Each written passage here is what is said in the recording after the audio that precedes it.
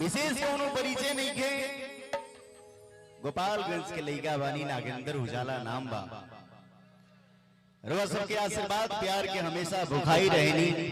सबसे पहले हम 10 उंगली जोड़ के आप सबके चरण छू के और यही जैसे रुआ सबके चरण में श्रद्धा के सुमन अर्पित कर रहल बानी। साथ ही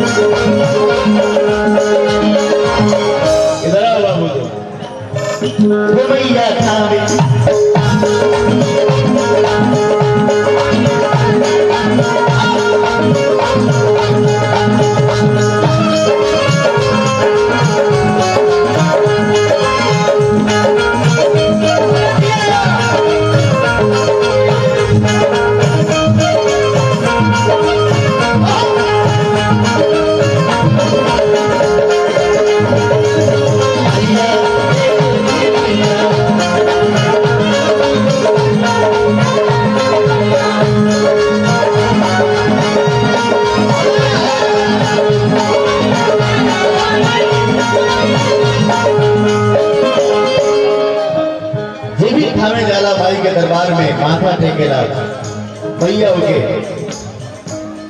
सब प्रदान दिली जो मांगेला। तू मैया से क्या मांगेली हो?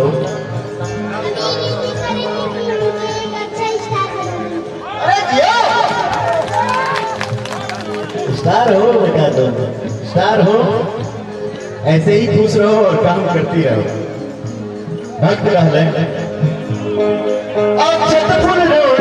मैया के होला पूजा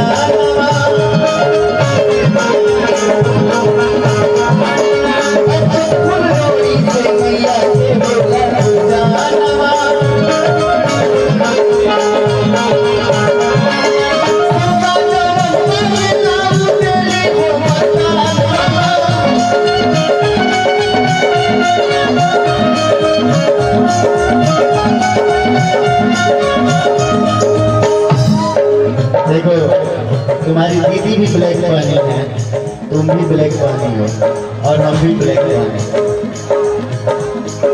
लाल चुनरिया चढ़ावा हो, माइक बाहो लगे कुछ बहुत रहो। लाल चुनरिया चढ़ावा मैया के दरबार, मैया वाली मैया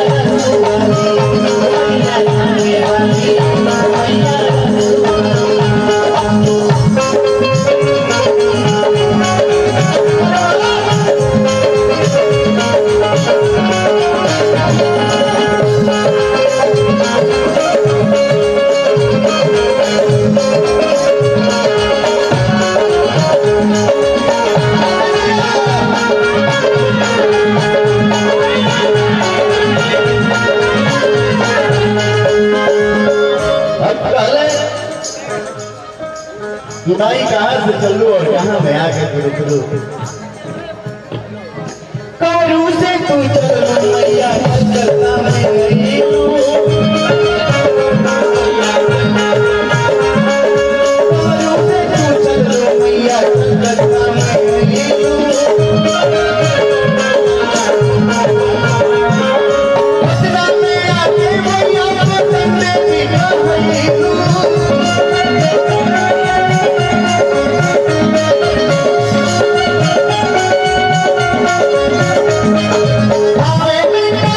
Hello.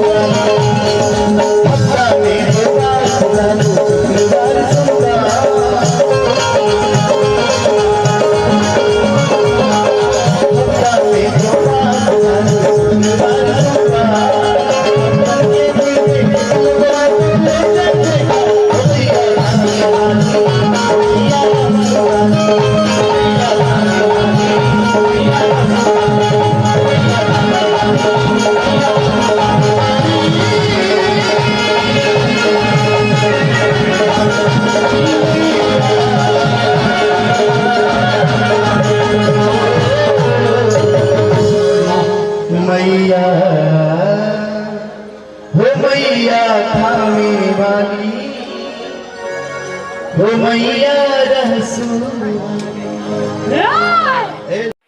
Thank you for watching video.